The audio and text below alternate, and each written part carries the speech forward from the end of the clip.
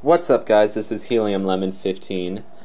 Welcome to the second part of And Yet It Moves. So in the last video, we finished the cave level. Let me find a good place to put my phone.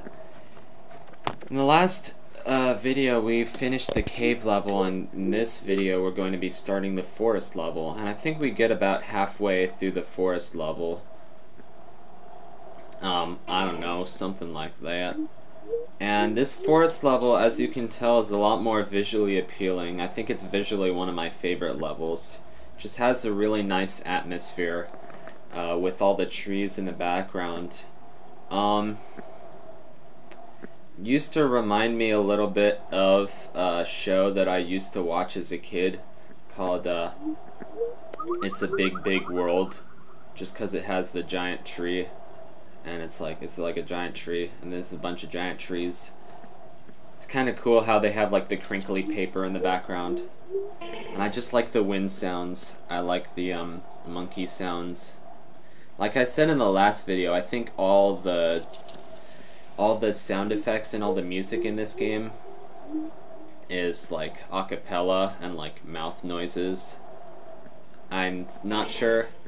Yeah, I'm not sure how he did that checkpoint noise, because it still sounds like a little bit like an electric guitar to me. Also, oh no, it reminds me a little bit of when my family and I visited Mount Rainier in Washington State a couple years ago, and I think I was thinking about this game a lot during that trip for some reason. Like, I had just played the demo, and I was obsessively making a list of like the games that I wanted to Let's Play in the future. And I thought the forests, like the tall trees, and the forests and everything on the way to Mount Rainier, because we drove, looked a little bit like this. I missed that drive from Seattle to Mount Rainier. I want to do that again. It's been a while since I've been in Seattle. Seattle just seems like a really cool city. I don't know. Should ask a few of my friends who are from Seattle. Oh, it's so cool, the college that I'm going to right now, because there are people from everywhere. Like, it's pretty rare to like find somebody that's actually from New York.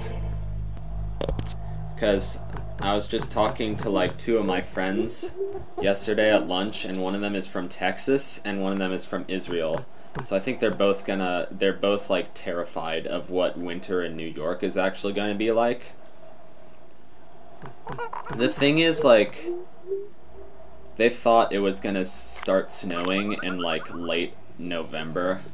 Like, no, not at all. Like in the upstate, maybe. And like in mountainous areas, maybe. But no way, not in New York City, 'cause like, you're lucky if it even starts snowing in December here. It'll probably start snowing in like early January.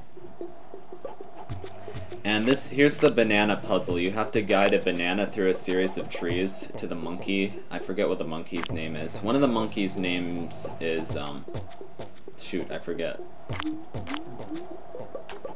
There's a couple monkeys in this forest level. I don't think this one has a name though, but I'm compulsive as heck, so I like to do this banana puzzle like perfectly, like without it hitting the trees a single time. So I think that's one of the main reasons that I'm gonna have to edit this video is yeah, because like the banana hit the tree once. It hit the tree once before I hit the monkey.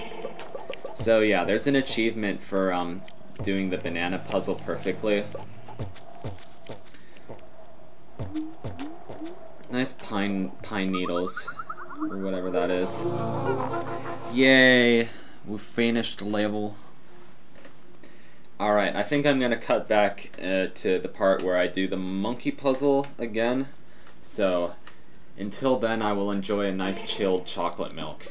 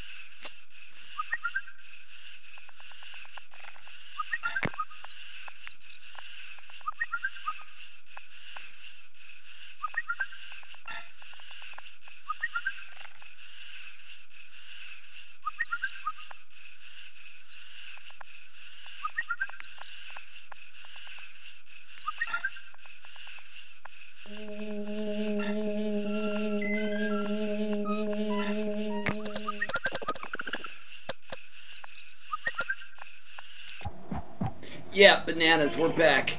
Yeah, bananas. Question, what is a banana's favorite color? I don't know.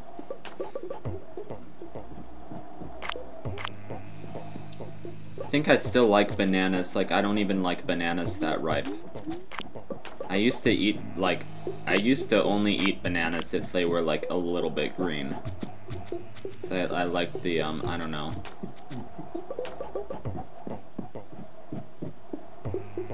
I don't know if it, because I never really liked the texture of banana, even if they're ripe. I don't think anybody really does, unless maybe they're Hawaiian or something. Yay, I got the achievement, Zookeeper. I like, banana and peanut butter on toast. Yesterday, I was gonna fix myself breakfast before ethics class, which, by the way, ethics class is kind of boring. So it was funny. Yesterday's class was not as boring because we were talking about like child pornography and like incest and eating animals and cannibalism and like a bunch of really interesting stuff. But the important part of that story is that I went to the cafeteria to fix myself banana and peanut butter on toast, and there were no bananas. Like, all the fruit shelves were filled, except for the shelf that was supposed to have bananas on it. I was like, I don't feel like fixing myself apple and peanut butter on toast, although that would have probably been just as good. I didn't want to have to, like, work on an apple for hours with a stupid, like, little plastic cafeteria knife. So, life goes on with or without bananas. I can always go home and fix myself a banana and peanut butter sandwich. That's like my dad's favorite food. That's like my dad's, like, 3 main food groups are vegetarian hamburgers. Oh, by the way, stuntman. I think that achievement is if, like, you're going really fast, but, like, you use the physics so you don't die. Because there's a lot of interesting physics in this game to whether you die or not. Oh,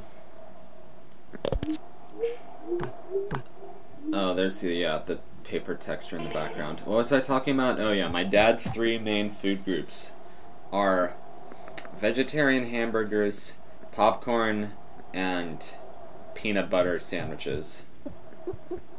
My dad's pretty great. I don't know what my 3 main food groups are. Probably mac and cheese, sushi, and halal food. As I've just discovered the joy of just like the experience of getting halal food from the cart, and lamb over rice is the greatest thing. It's a $5 dinner. It really is. And where I live, that's a great thing. What was I saying? Oh yeah, whenever I watched was it JonTron playing Bubsy? Yay, sideways trees. JonTron did a review of like one of the Bubsy platformers, and it's a 2D game with fall damage in it, which doesn't make sense in like a normal 2D platformer, but it makes sense in this game. So I don't know. Isn't there a little bit of fall damage in Metroid too?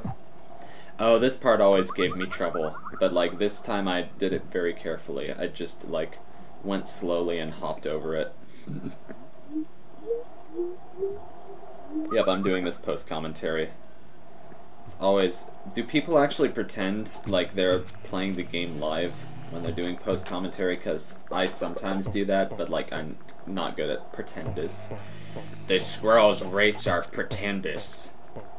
Oh no, I got eaten by the petunia, by the Venus flytrap. That's a very angry petunia. I like the Little Shop of Horrors. I like how it makes the noise as it's eating you. What is that little bug supposed to be? Is it like a ladybug? Hard to tell. How come the 2 smaller little guys don't want to eat me? Alright, are we almost to the end of this? Was that the end? No, we still got another 9 minutes or so. Because I'm from Texas. My name is Sharp Dean, and I'm a Texas person, and I'm here to... Oh my gosh. One, I wonder if my suitemates can hear me. And two, like, there's some loud noises, and I hope they're fixing my shower stall. Because I kind of want to put a picture of it, maybe at the end of this video, to show how great it is. Like, they've been working on my shower stall. Okay, there are 3 bathrooms in my suite. One of them is just a normal bathroom, one of them has a shower stall, and one of them has like a big like shower/tub area. And they've been working on the shower stall where I usually take my shower for like since Tuesday. Or like, no, it's probably been more than that. It's probably been a week by now, because today's Monday. And I just walk in there today, and they're like, it's all torn down, and like there are 3 gaping holes in the floor. And they're just like buckets with like little slabs of concrete, and I'm just like, what the heck is going on?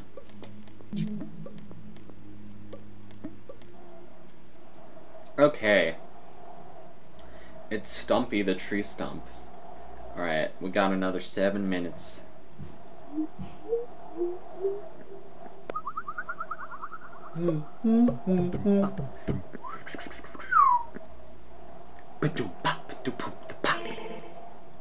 Alright, what do we have next? We have like a little angular guy that falls. I love all the little short pieces. Oh, nice. They made a sandwich out of me, and like little pieces of me flew everywhere. That's really disgusting. I just turned into a sandwich. Sandwich, sandwich. Yeah. If you notice, it's the same 4 notes as in the cave music. Those 4 notes come back. Do, do, do, do. In the cave music, it was like, whoa, whoa, whoa, whoa. It was all like low and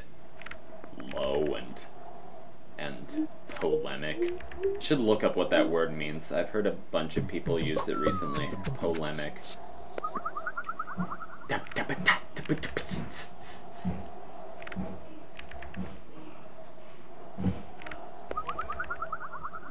Yeah, that's the loud noises in the background are, I think, the people working on the shower. So, sorry about that. I love stuff like that. I love... I crack up whenever, Big Tip on a Bus is recording a video and there's like something loud, really loud and obnoxious happening outside, like the neighbors mowing the lawn, or like, or like, I don't know what it is, like the neighbors doing something, or like sirens going by outside, and he's just like, oh my gosh, he's like distracted by it and everything. It's like, you know, I love that. It's just humanizing when the real world is part of the experience. And that's why I write music that has radios and other random stuff as instruments.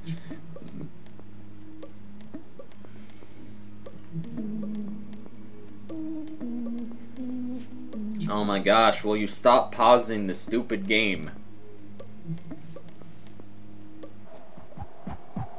Thank you.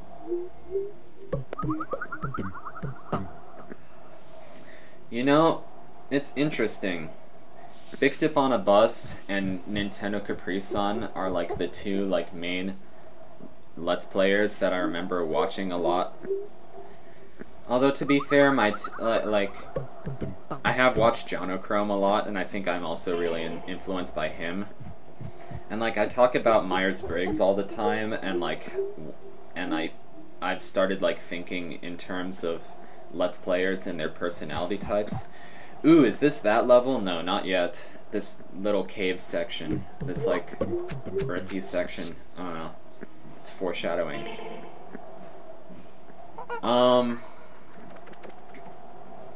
But yeah, I feel like in 10th grade when I really started watching Big Tip on a Bus,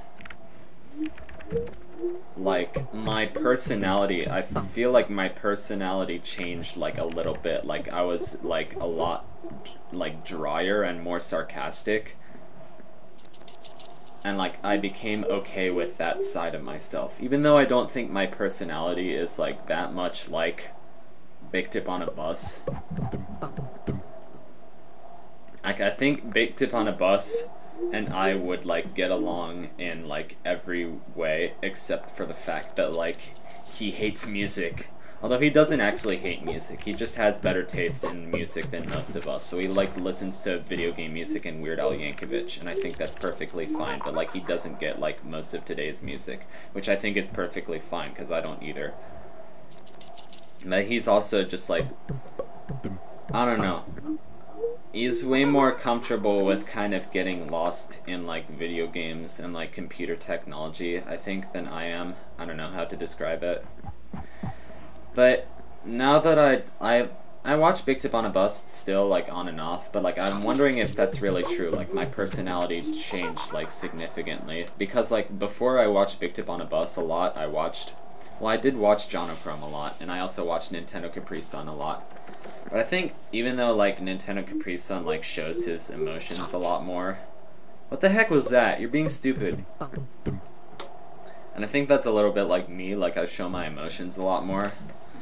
I'm still like really dry and sarcastic, and like my sense of humor is like just as random as Big Tip on a Bus is. I'm not sure if it's as apparent from like my videos.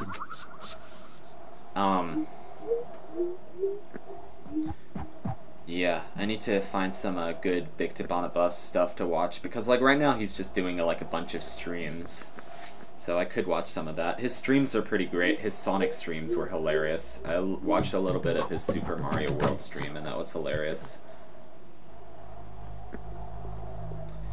He has a running joke where like he'll replace like one of the items in the game just with like a sticker of a pigeon, except it's not called a pigeon, it's called a hoodoo.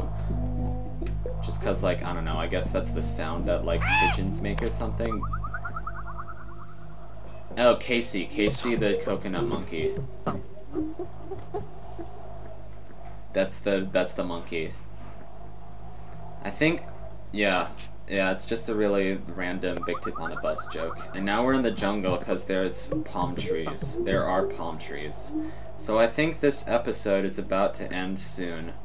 So, that was a lovely level. So in the next part, I think we'll be talking about cake and maybe seeing the other half of the forest level, but the former is more likely. Take care, everybody. See you guys in the next part. Goodbye.